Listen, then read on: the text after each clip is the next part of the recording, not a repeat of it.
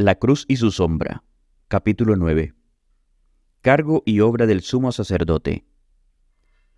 En los tiempos antiguos los patriarcas eran sacerdotes sobre sus propias casas, y el plan original de Dios era que el hijo mayor debía ocupar el lugar de su padre como sacerdote de la familia.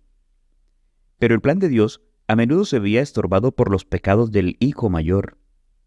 Las palabras del Señor a Caín indicarían que él fue privado de su posición heredada debido a su pecado.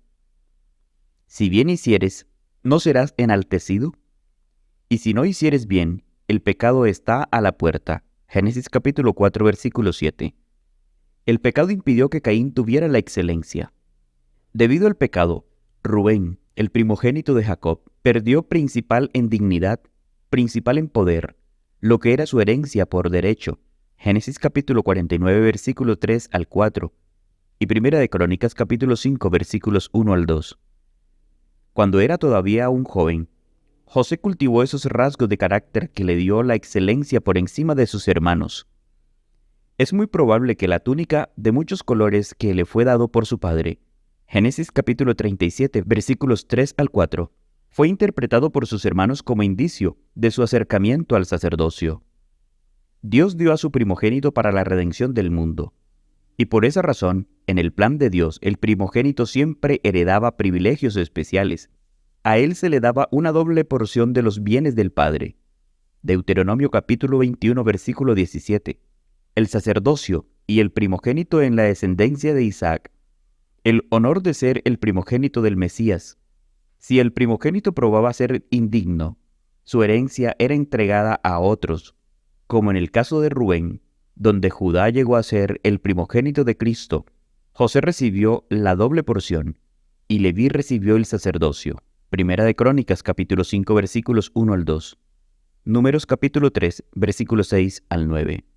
El primogénito era indigno tan frecuentemente debido al pecado que cuando el Señor sacó al pueblo de Israel de Egipto, Él dijo: Yo he tomado a los levitas de entre los hijos de Israel en lugar de todos los primogénitos de Israel. Míos serán. Yo Jehová.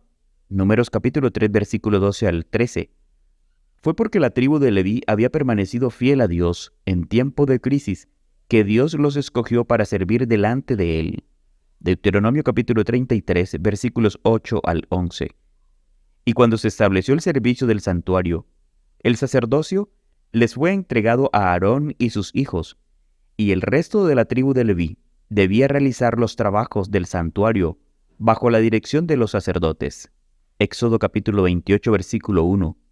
Aarón fue nombrado para oficiar como sumo sacerdote y sus hijos como sacerdotes comunes. El hijo mayor tomaría el cargo de sumo sacerdote a la muerte de Aarón. Éxodo capítulo 29, versículo 29. Números capítulo 20, versículos 25 al 28. La consagración al cargo de sacerdote era una ceremonia imponente. Aarón estaba vestido con las vestimentas confeccionadas para él bajo la dirección de Dios.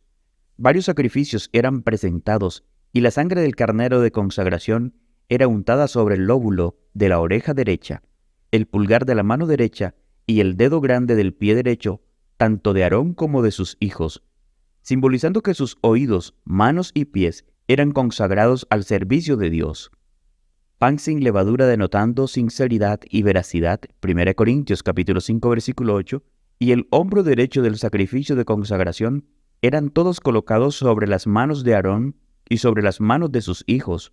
Los sacerdotes debían tipificar a aquel de quien Isaías dijo, el principado sobre sus hombros. Isaías capítulo 9, versículo 6. Ellos debían llevar las cargas del pueblo.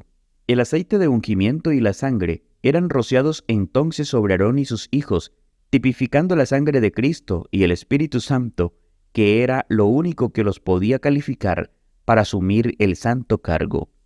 Éxodo capítulo 29, versículos 5 al 35. El sacerdocio permanecía inalterado en la familia de Aarón hasta que los pecados de Elí y sus hijos hicieron que fuera necesario hacer un cambio, y por un tiempo Samuel, un efratita, ocupó el cargo del sacerdote principal en Israel. Primera de Samuel capítulo 1, versículo 1. Primera de Samuel capítulo 19, versículo 20. Abiatar fue retirado del cargo de sacerdote en cumplimiento de la profecía dada a Elí. Primera de Reyes capítulo 2, versículos 26 al 27.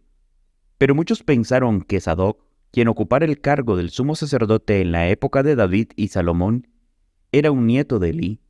Mientras los israelitas se apartaban del Señor, el sacerdocio se corrompió hasta que en la época de Cristo era comprado y vendido por dinero. Dios diseñó que el sumo sacerdote debía ser el que representara más de cerca de Cristo que cualquier otro sacerdote. La obra de cada sacerdote era un tipo de la obra de Cristo, pero el sacerdote común desempeñaba trabajo solamente en el atrio y primer apartamento del santuario, mientras que el sumo sacerdote oficiaba no solamente en el atrio y primer apartamento, al igual que los sacerdotes comunes, sino que entraba solo en el lugar santísimo. Hebreos capítulo 9, versículo 7. Aarón en ocasión ofrecía sacrificios de holocaustos sobre el altar de bronce en el atrio. Primera de Crónicas capítulo 6, versículo 49.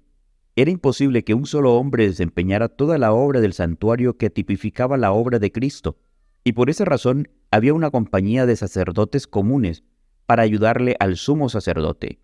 Es siempre una norma que un oficial superior puede realizar los cargos inferiores al suyo. El sumo sacerdote ofrecía sacrificios de holocausto en el atrio y ofrendas por el pecado en el primer apartamento. Pablo habla acerca del sumo sacerdote ofreciendo las ofrendas por el pecado, donde la sangre era introducida al santuario. Hebreos capítulo 13, versículo 11. En las ofrendas por el pecado para los sacerdotes y la congregación, la sangre era llevada dentro del santuario. Levítico capítulo 4, versículos 3 al 7. Capítulo 13, versículo 18. Parecía muy apropiado que el sumo sacerdote ofreciera las ofrendas por el pecado para los sacerdotes comunes y toda la congregación. En la mayoría de las ofrendas por el pecado, la carne era consumida en el lugar santo, y la sangre no era llevada dentro del santuario. Levíticos capítulo 10, versículo 17 al 18.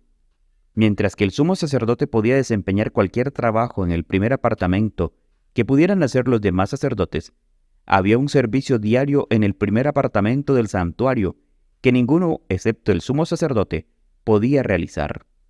Solamente él podía quemar incienso sobre el altar de oro ante el Señor y encender las lámparas sobre el candelabro de oro. Cada mañana y tarde, 2 veces al día durante todo el año, el sumo sacerdote oficiaba en el primer apartamento del santuario. Éxodo capítulo 30, versículos 7 al 8.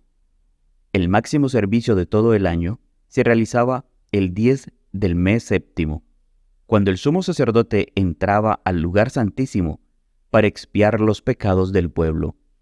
Sobre su pecho, en las piedras del pectoral, estaban inscritas los nombres de las 12 tribus, tipificando a Cristo nuestro sumo sacerdote, mientras Él sobre en nosotros de manera individual y confiesa nuestros nombres mientras se presentan en revista delante de Dios.